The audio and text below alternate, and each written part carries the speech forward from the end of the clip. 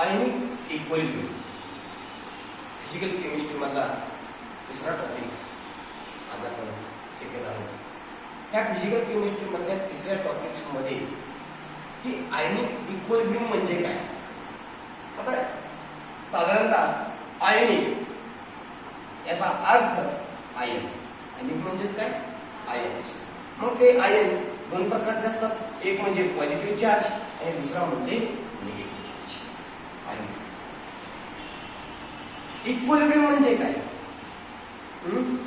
Equilibrium आपण reverse reaction बघितली, forward and backward. तर इक्विलिब्रियम एक अशी कंडिशन आहे, इक्विलिब्रियम कंडिशन या टाइपची आपण या सिंबॉलमध्ये असं दाखवू शकतो, A + B C + D।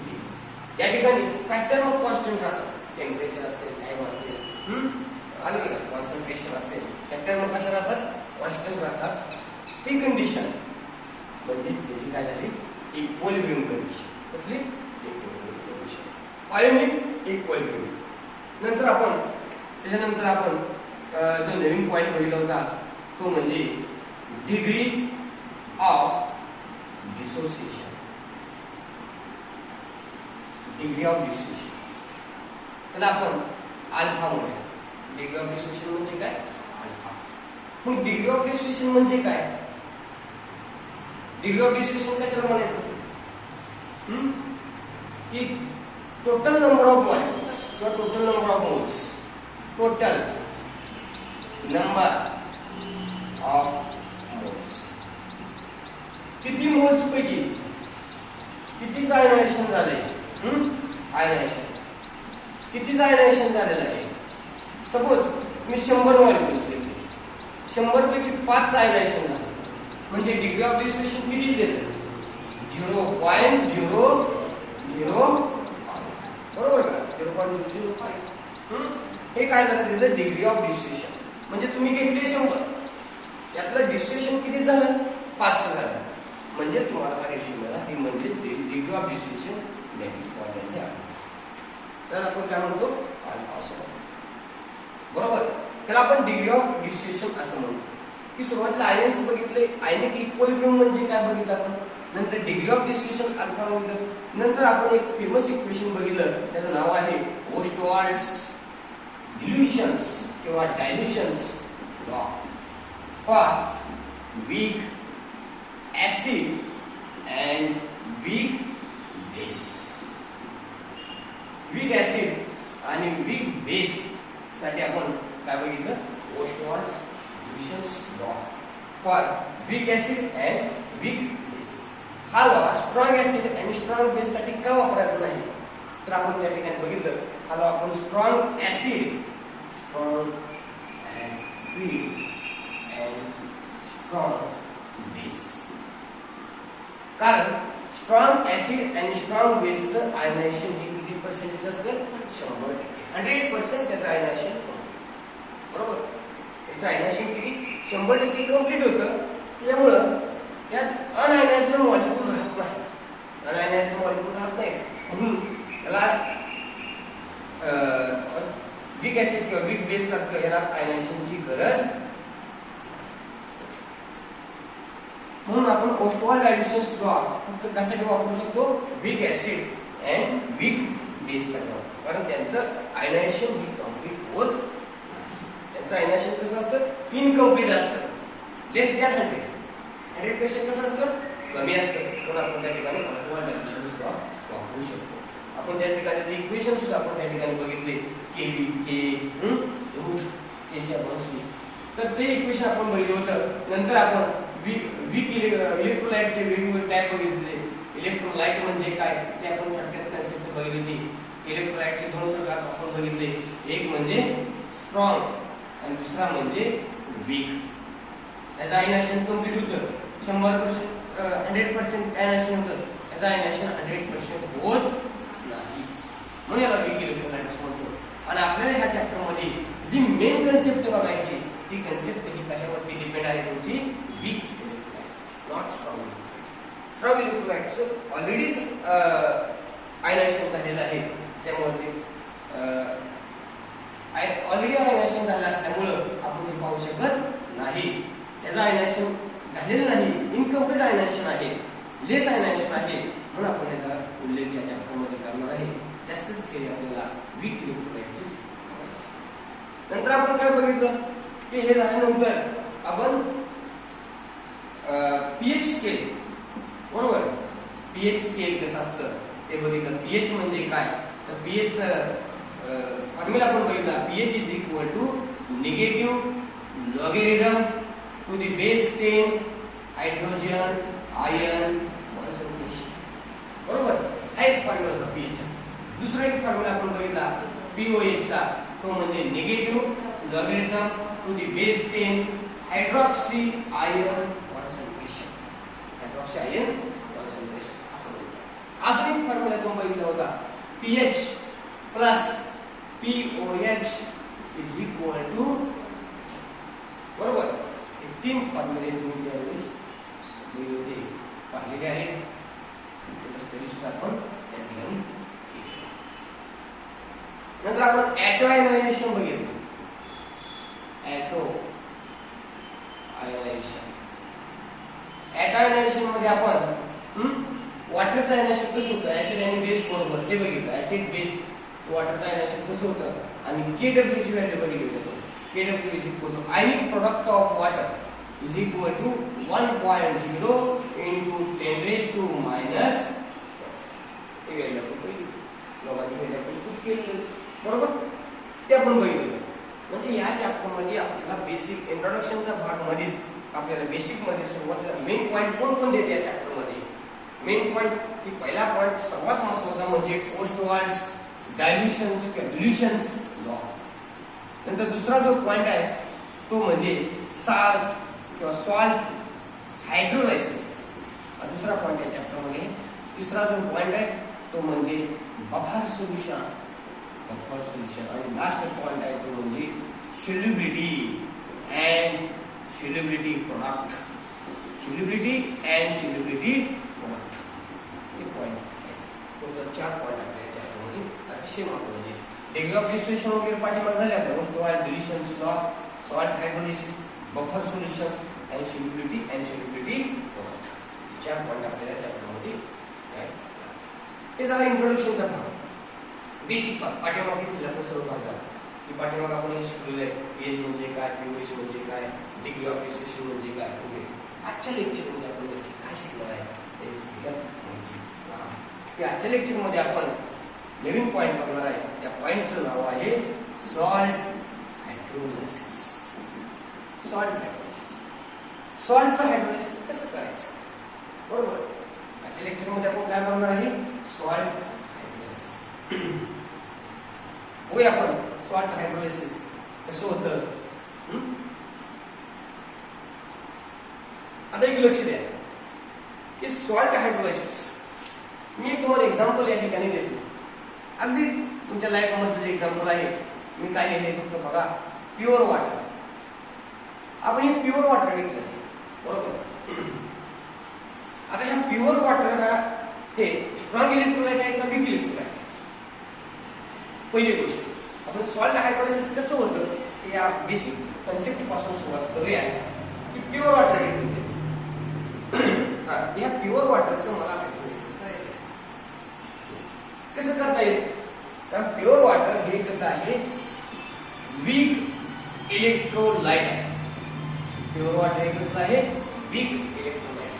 कसं प्युअर वॉटर हे कसं आहे वीक. आता प्युअर वॉटर मध्ये प्युअर वॉटर हे कसं आहे वीक इलेक्ट्रोलाइट.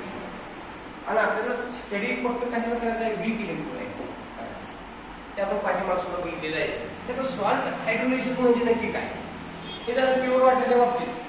कारण त्याचं बिहेवियर कसं आहे वीक आहे. कारण त्याचं डिस्टिलेशन कसं होतं इनकम्प्लीट होतं. कसं होतं इनकम्प्लीट याचं प्युअर वॉटरचं, म्हणून ते वीक इलेक्ट्रोलाइट आहे. बरं ठीक आहे, तो वीक इलेक्ट्रोलाइट आहे. मग आता मला सांगा तुम्ही सॉल्ट हायड्रोलायसिस म्हणजे काय. सॉल्ट हायड्रोलायसिस, सॉल्ट जे असतात salts are a strong electrolyte. Strong electrolyte salt हे कसे असतात स्ट्रॉंग इलेक्ट्रोलाइट. प्युअर वॉटर हे कसं असतं, वीक इलेक्ट्रोलाइट. मग सॉल्ट हायड्रोलायसिस बघा, हे सॉल्ट त्याच्यामधून काय तयार होतात, आयन तयार होतात. त्याची रिॲक्शन कुणाबरोबर होती, वॉटर बरोबर.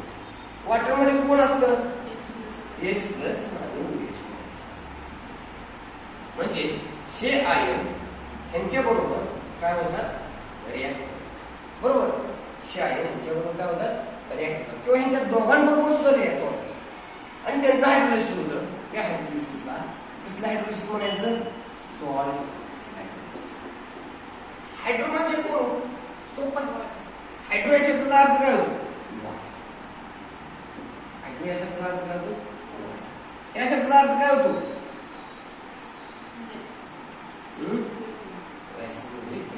वॉटर टाकायचं आणि ब्रेकिंग करायचं. लक्षात, म्हणून त्याला काय म्हणते, हायड्रोलायसिस. सॉल्ट म्हणजे एक प्रकारचे काय असतात, काय असतात, ते आयन त्यांच्याबरोबर कंबाईन होतात.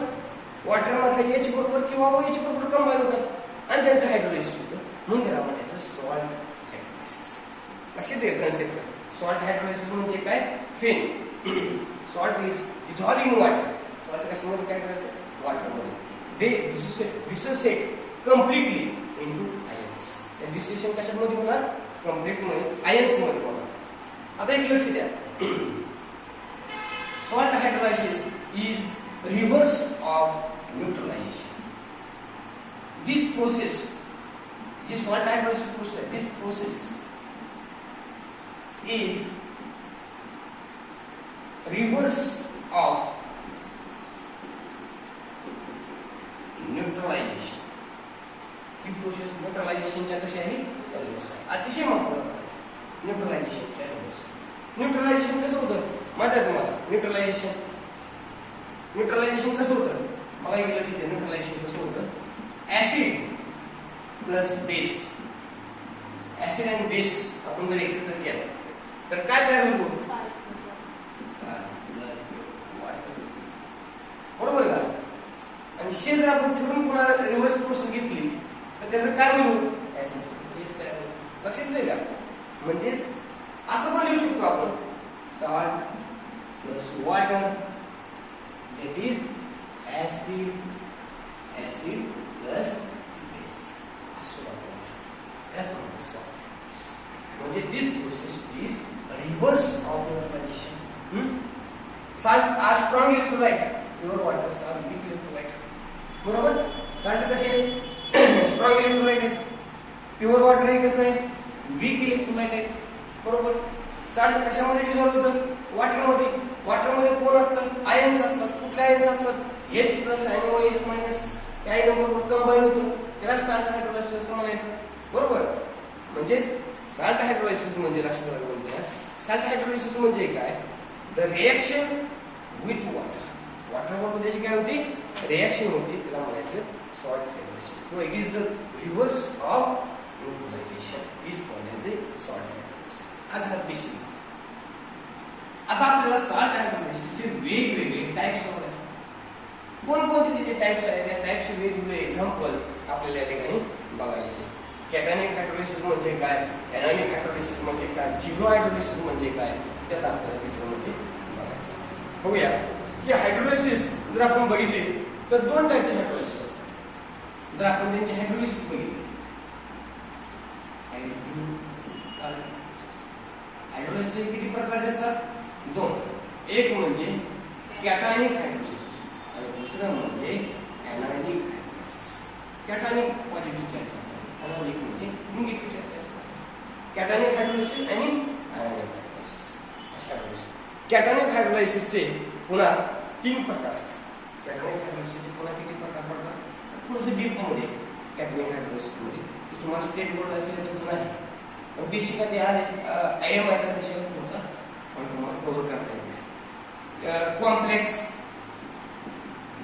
हायड्रोलायसिस, नंतर न्यूट्रल हायड्रोलायसिस आणि तिसरा म्हणजे झिरो हायड्रोलायसिस. हे कुणाचे प्रकार आहेत, कॅटॅनिक हायड्रोलायसिस. एनायनिक हायड्रोलायसिसचे सुद्धा तीच प्रकार आहेत. कॉम्प्लेक्स असेल, दुसरा म्हणजे न्यूट्रल असेल आणि तिसरा म्हणजे झिरो कॉम्प्लेक्स असेल, न्यूट्रल असेल आणि झिरो असेल. हे तीन प्रकार कोणाचे येते एनायनिक हायड्रोलायसिस. हे प्रकार कोणाचे आहेत कॅटॅयनिक हायड्रोलायसिस. मग कॉम्प्लेक्स हायड्रोलायसिस म्हणजे काय, न्यूट्रल हायड्रोलायसिस म्हणजे काय, झिरो हायड्रोलायसिस म्हणजे काय, हे आपल्याला तिघांचा थोडक्यात स्टडी करायचा आहे. आणि मग आपल्याला त्याचे टाइप्स ऑफ सॉल्ट हायड्रोलायसिस वेगवेगळी त्याची एक्झाम्पल हे सुरुवातीला तुम्ही बेसिक मध्ये सॉल्ट हायड्रोलायसिस म्हणजे काय म्हणजे लक्षात आलं की सॉल्ट हायड्रोलायसिस म्हणजेच काय, तर सॉल्टची रिएक्शन वॉटर बरोबर होती. काय सॉल्ट हायड्रोलायसिस लक्षात येईल का, हायड्रो म्हणजेच वॉटर आहे. हो, वॉटर टाकून त्याचं ब्रेकिंग करायचं म्हणजे सॉल्ट हायड्रोलायसिस. सॉल्ट का अर्थ काय, स्ट्रॉंग इलेक्ट्रोलाइट. प्युअर वॉटर काय, वीक इलेक्ट्रोलाइट आहे, लायनेशन लवकर होत नाही. नंतर सॉल्ट प्लस वॉटर, सॉल्ट मध्ये कोण असतं, आयन्स असतात. त्या आयन्स कोणाबरोबर रिएक्ट होतात, वॉटर बरोबर रिएक्ट होतात. वॉटरच्या H प्लस बरोबर किंवा OH मायनस बरोबर रिएक्ट होतात किंवा दोघांबरोबर सुद्धा रिएक्ट होतात. आलं लक्षात. म्हणून या ठिकाणी जे हायड्रोलायसिस होईल त्याला कसं हायड्रोलायसिस म्हणायचं, salt hydrolysis. This process is reverse of neutralisation. ही जी प्रोसेस आहे ती कशी आहे, रिव्हर्स ऑफ न्यूट्रलायझेशन. आपण एक इक्वेशन पाठीमागे बघितलं, acid plus base is equal to salt plus water. आणि ही रिव्हर्स होती प्रोसेस म्हणजे salt plus water is equilibrium to acid plus base. सॉल्टचे हायड्रोलायसिसचे कोणकोणते टाइप्स आहेत, mainly cationic and anionic. Cationic मध्ये काय म्हणतात, कॉम्प्लेक्स, न्यूट्रल, झिरो. एनायनिक मध्ये सुद्धा तेच टाइप्स आहेत, complex, neutral and zero. Write down this point, this point. Then